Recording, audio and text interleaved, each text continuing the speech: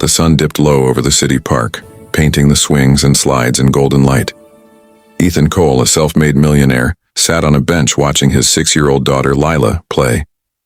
To anyone passing by, he looked like the perfect father, tall, neatly dressed, calm. But inside, Ethan was hollow. His wife had passed away during childbirth, and for 6 long years he had poured himself into work to numb the grief. That afternoon, he had taken Lila to the park for the first time in months. She laughed, chasing butterflies, her giggles echoing across the playground. Ethan smiled faintly, until Lila suddenly stopped and pointed toward the sandbox. "Daddy," she whispered. Then louder and screaming, "Oh, Daddy, that's my brother." Ethan turned sharply. A little boy about Lila's age sat in the sand, building a crooked castle. The boy had the same golden curls, the same green-gray eyes, even the same birthmark under his left ear as Lila. The boy's mother, a woman in a faded blue dress, rushed forward, scooping him protectively into her arms. She froze when she saw Ethan's face, pale, trembling, staring as though he'd seen a ghost. "I'm sorry, sir," the woman said quickly, clutching her son. "He didn't mean to." Ethan's voice cracked. What's his name?" The woman hesitated. "Noah." And in that moment, Ethan's world spun out of control. That was the name he and his late wife had chosen for the twin son the doctor said had died at birth. An hour later, Ethan sat in his car across from the woman's small apartment building. He couldn't leave. His hands shook around the steering wheel. Finally, he went to the door and knocked. The woman, Maya, answered, eyes wary.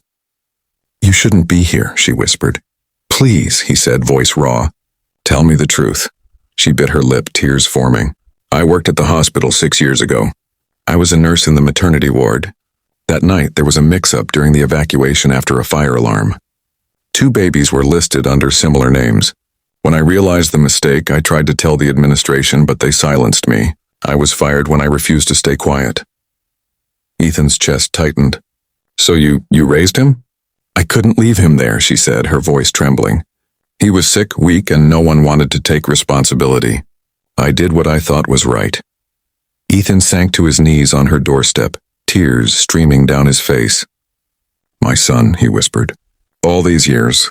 Inside, Noah peeked from behind his mother's leg. "Mommy, why is that man crying?" Maya knelt beside the boy. "Because he just found something very precious, sweetheart." Ethan looked up, eyes wet but shining. Can I hold him?" Maya hesitated, then nodded slowly. When Noah stepped forward and Ethan gathered him into his trembling arms, Lila came running from the car, shouting, "Daddy! You found him!" The boy looked confused but smiled when Lila hugged him tightly. Ethan held both children, one on each arm, and for the first time since his wife's death, he wept openly. Not from grief this time, but from the miracle of being made whole again. Outside, the evening sky turned pink and gold, the same colors that once lit his wedding day. And as Maya stood quietly beside them, Ethan looked at her with gratitude deeper than words. "You gave me my family back," he said softly. "Now let me give you one too."